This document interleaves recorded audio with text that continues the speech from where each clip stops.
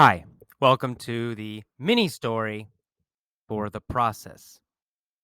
This time, there's no crazy story, no strange story. This time, I will ask questions from the article directly.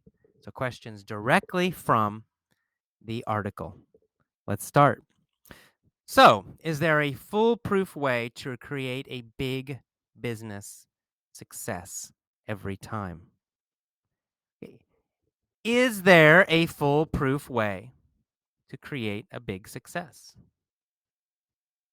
No, no, no. There isn't a foolproof way to create a big success. Is there a perfect way to create a big success? No, there isn't a perfect way. There isn't a foolproof way to create a big success. Is there a certain way to create a big success? No, there isn't. There isn't a certain way. There isn't a foolproof way to create a big success. So, is there a foolproof way or is there not a foolproof way? There's not. There's not a foolproof way to create a big success. Is there a foolproof way to make a lot of money every time? No, there isn't. There isn't a foolproof way to make a lot of money every time. There's not a perfect way. Sometimes you will succeed, sometimes you will not. But there's no foolproof way, no certain perfect way. Okay. Is there a secret formula, a ritual, an incantation you can use to increase creativity? At the same time, you stay firmly grounded in reality. Okay, is there a ritual that will give you perfect success? No, there isn't. There isn't a ritual that will give you perfect success. Is there a set of actions that will guarantee success? No, there's not a set of actions. There's not a ritual that will guarantee success. Is there a ritual that will guarantee success in love, in relationships? No, there's not a ritual that will guarantee success in love. Is giving flowers to a woman a ritual? Is that a ritual, that action? Yes, that is a ritual. That is a repeated action, right? Many people, many men have given flowers to women to show love, to show romance. Giving flowers is a romantic ritual. What kind of ritual is giving flowers? Well, giving flowers is a romantic ritual. It's a love ritual. Is giving flowers a business ritual or a romantic ritual? Well, giving flowers is a romantic ritual. It's a romantic action with meaning that is repeated, right? It's been repeated many times in the past and continues to be repeated many times now. Is there an incantation that will guarantee business success? No, there's also not an incantation that will guarantee business success. Are there words you can repeat to guarantee success? No, you can't. There are no words to repeat to guarantee success. There's no incantation to guarantee success. In Christianity, what is a popular incantation? Well, for example, in the name of the Father, the Son, and the Holy Ghost. That phrase, in the name of the Son, the Father, the Son, and the Holy Ghost, that is an incantation for Christians, right? It's words they repeat again. Words they think have some power. It's an incantation. In the name of the Father, the Son, and the Holy Ghost. No. Right? That's an incantation. It's a Christian incantation. Namo tassa bhagavato. That is a Buddhist incantation, right? It's repeated words that have some power, some meaning, deep, strong meaning for Buddhists. Most religions have incantations, repeated words with power. Incantation. But there's no business incantation that will guarantee success. All right. Grounded. To be grounded. Who is very grounded? Who is a famous person who is very grounded? Well, maybe the Dalai Lama of Tibet. The Dalai Lama of Tibet is very grounded. Is the Dalai Lama very calm? Yes, the Dalai Lama is very calm. Does the Dalai Lama get upset easily? No. The Dalai Lama doesn't get upset easily. He's very grounded. He's very calm. He's very controlled. Is the Dalai Lama grounded? Or is the Dalai Lama crazy? Ah! Well, the Dalai Lama is very grounded. The Dalai Lama of Tibet is very grounded. He's very calm, very peaceful, very controlled. The Dalai Lama is very grounded. Is George Bush grounded? No. George Bush isn't grounded. George Bush is the opposite of grounded. George Bush is kind of crazy, right? George Bush gets angry easily. He's not grounded. So who is grounded? Oh, the Dalai Lama is grounded. And who's not grounded? George Bush. George Bush isn't grounded. George Bush isn't grounded. The Dalai Lama is grounded, very calm and controlled. Okay. Of course not, says Seth Godin. He says there's no plan. No plan for perfect success. No foolproof plan. No certain plan. But he says looking in our rear view mirror, we can always say, of course that worked. Looking in our rear view mirror, does that mean looking into the future or looking at the past?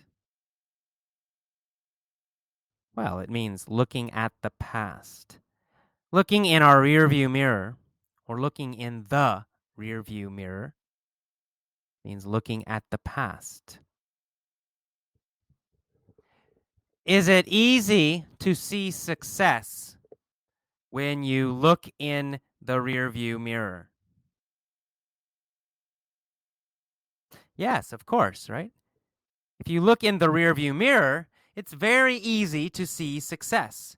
If you look at the past, it's easy to see success. You say, oh, that was successful. That wasn't. So when you look in the past, when you look in the rearview mirror, it's very easy to see success. When you look in the future, is it easy to see success? No. When you look in the future, it's very difficult to see success. When you look in the future, it's very difficult to guess what will be successful. So when is it easy to see success? No. When you look in the rearview mirror, it's easy to see success. When is it not easy? When you look in the future. When you look in the future, it's not easy to see success. It's not easy to know what will be successful.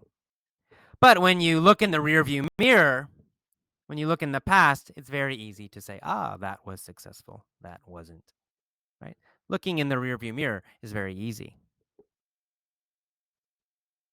All right. In fact, he says, by definition, a big success is something that was remarkable in just the right way. When we take our eyes off the rearview mirror, when we stop looking at the past, when we start to look to the future, creating a big success gets a lot more difficult. Of course, looking in the past, it's easy to see success. Looking to the future, it's difficult to predict. It's difficult to know what will be successful. So Seth Godin says, if you're looking for a plan, I'm sorry to tell you I don't have one. So does he have a foolproof plan? No, he doesn't have a foolproof plan. He doesn't have a perfect plan. He doesn't have a 100% certain plan. Who doesn't have a foolproof plan? Seth Godin. Seth Godin, the man who wrote this. Seth Godin doesn't have a foolproof plan. What does he have? Well, he has a process. He says, I do have a process. I don't have a foolproof plan. I don't have a foolproof formula. Do this, then do this, then do this, then do this, then do this. Right? He does not have a foolproof plan, but he does have a process. He has a general way to think. He has a general way to take action. Right? So what is Seth Godin's process? Go for the edges. His process, his system is go for the edges. Whose system is go for the edges? Seth Godin. Seth Godin's system is go for the edges. Does Seth Godin want you to go for the middle? No. He doesn't want you to go for the middle. He wants you to go for the edges. Does he want you to be normal, average, in the middle? No. He doesn't want you to be normal. He doesn't want you to be average. He doesn't want you to be in the middle. What does he want you to do? He wants you to go for the edges. Does he want you to be very, very, very different? Yes. He wants you to be super different. He wants you to go for the edges. Does he want you to be average, or does he want you to go for the edges? Well, he wants you to go for the edges. He wants you to be not average, not normal. He wants you to be extreme, very, very different. He says, challenge yourself and your team to describe what those edges are. You need to think about what kind of edge, what kind of different will you be? Will your price be very different?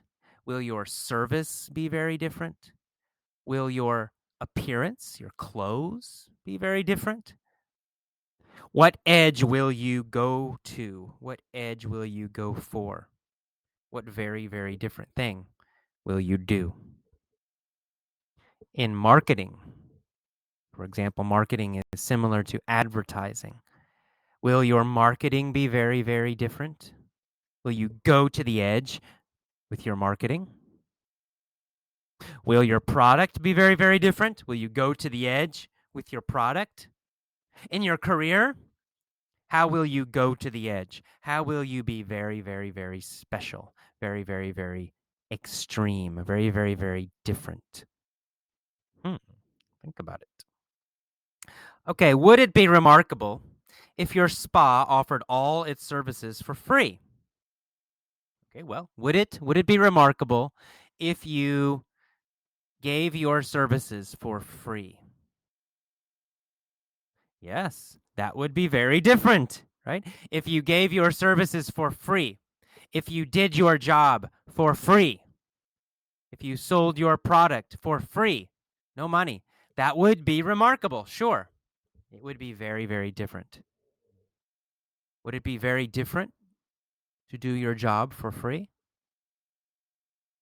Yes, it would be remarkable. It would be very different to do your job for free.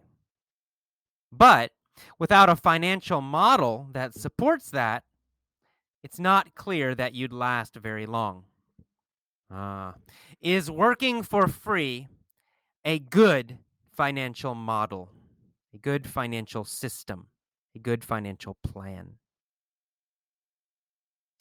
No, not usually. Working for free is not usually a good financial model, a good money model. Is working for free a good financial model or a dangerous financial model? Well, for most people who are not rich, working for free is a dangerous financial model. Why is it a dangerous financial model? Well, because if you work for free, you get no money for food, no money for your house, no money for anything. So you will starve, you will not have any food. So it's very dangerous. Working for free is very dangerous. It's a dangerous financial model, unless you're rich. Okay, then Seth Godin says, the JetBlue company figured out how to get way over the edge of both service and pricing with a business that was also profitable. Okay, did JetBlue go over the edge or did they not go over the edge? Well, JetBlue went way over the edge. They went over the edge a lot.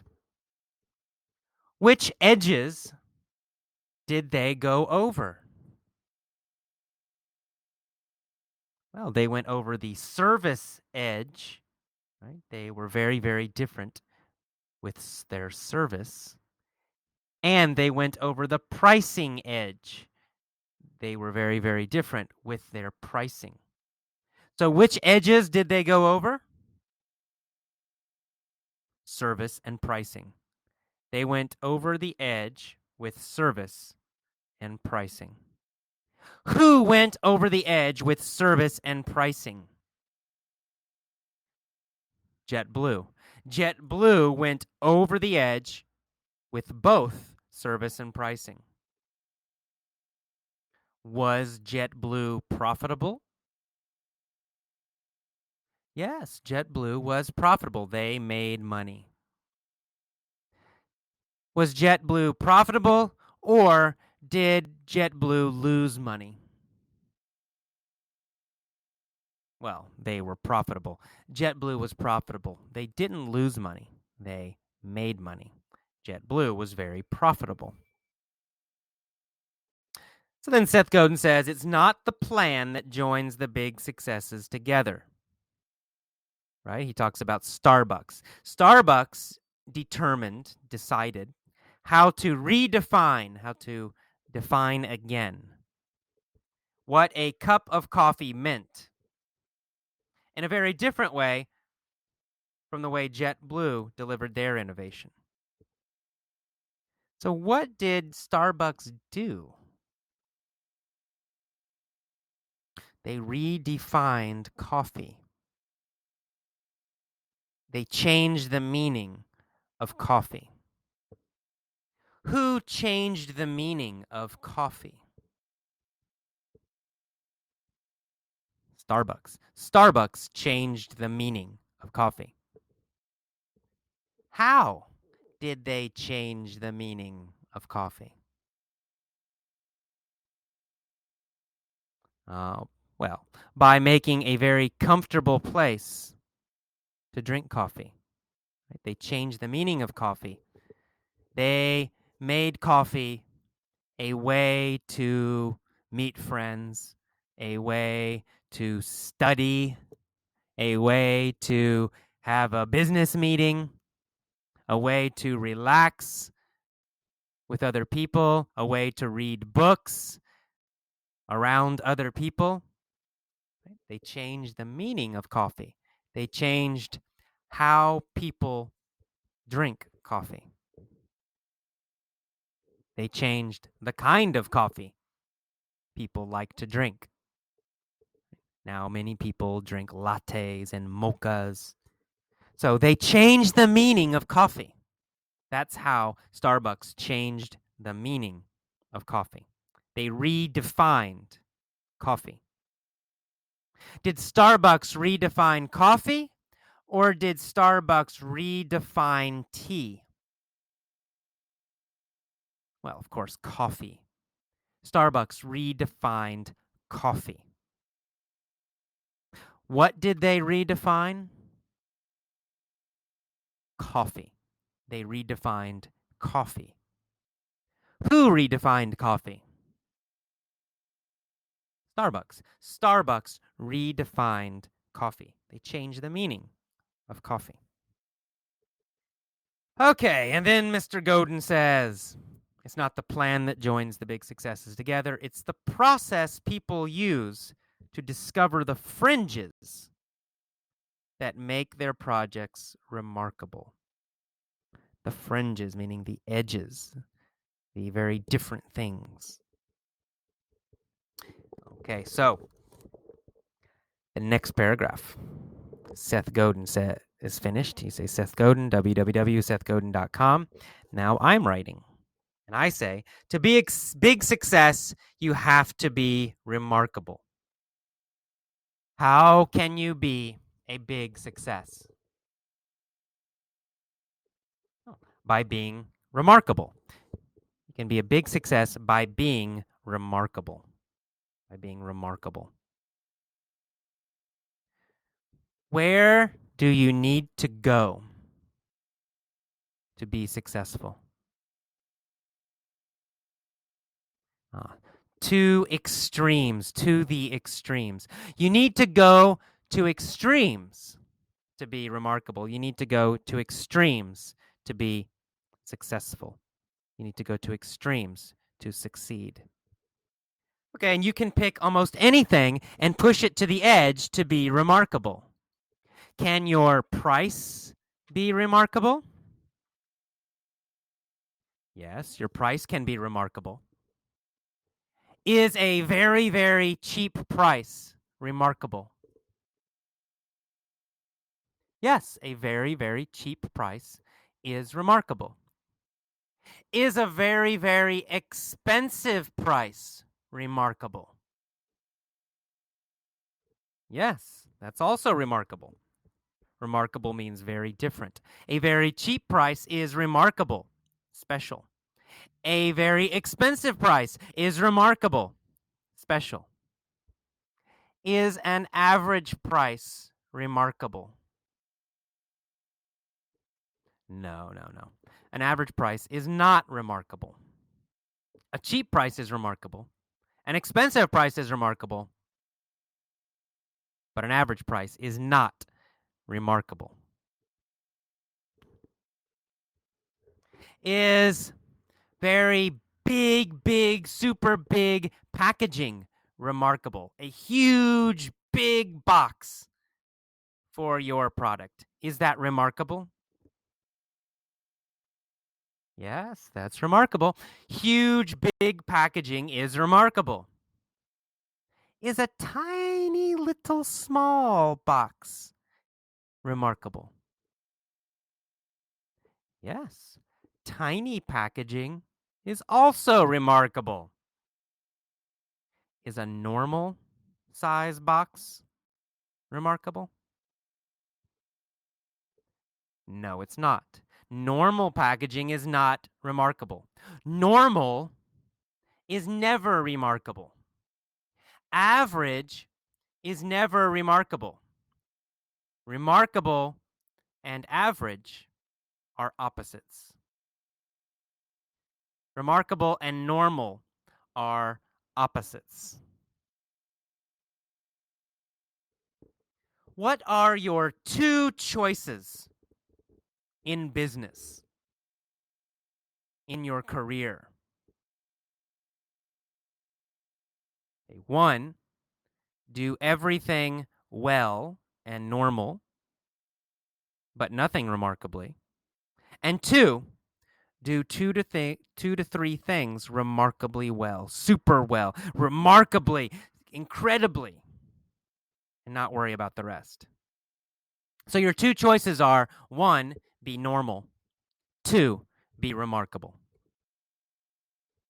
Which choice guarantees success?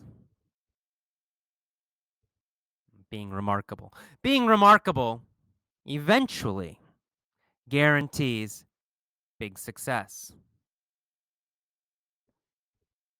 Which choice guarantees mediocrity? Being normal. Being normal guarantees mediocrity. Mediocrity. Is mediocrity good or bad?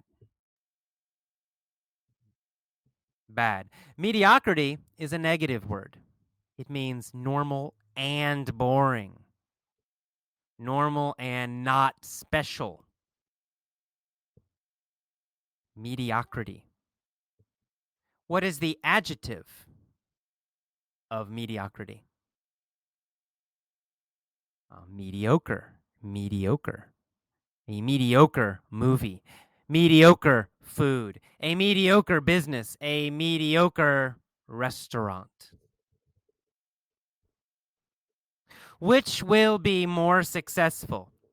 A mediocre restaurant or a remarkable restaurant? A remarkable restaurant, a special restaurant, an interesting restaurant will be more successful than a mediocre restaurant. Mediocre, normal, average, not special. Okay, that is the end of the mini story for The Process.